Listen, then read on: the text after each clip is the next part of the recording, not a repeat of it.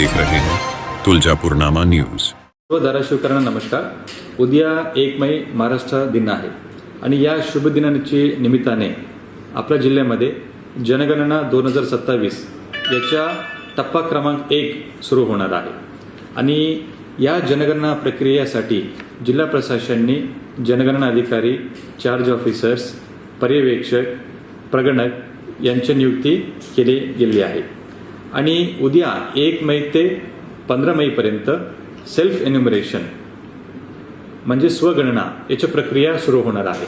याच्यामध्ये केंद्र शासनाने विकसित केलेले संकेतस्थळ https:/se.census.gov.in या संकेतस्थळावर जाऊन त्यांच्या कुटुंबाची माहिती म्हणजे कुटुंब प्रमुखाचे नाव, कुटुंबातील सदस्यांची संख्या, कुटुंबातील घरातील किती खोल्या आहे, विविध असा 33 प्रश्नांची उत्तरे त्याच्यामध्ये भरावं लागते। आपण या सगळ्या माहिती भरल्यानंतर आपल्याला 11 अंकी SEID म्हणजे सेल्फ एन्युमरेशन ID जनरेट होते।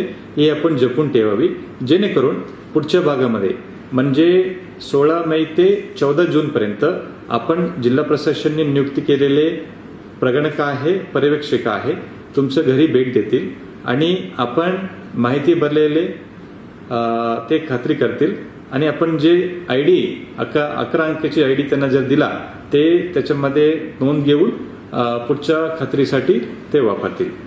सो या सर्व प्रक्रियेसाठी मी सर्व धाराशिवकरांना, सर्व लोकप्रतिनिधी, सर्व सरपंच, नियुक्त केलेले आमचे सर्व पर्यवेक्षक, प्रगणक, आमचे चार्ज ऑफिसर्सला, सर्व नागरिकांना आपण शुभेच्छा देऊ इच्छितो।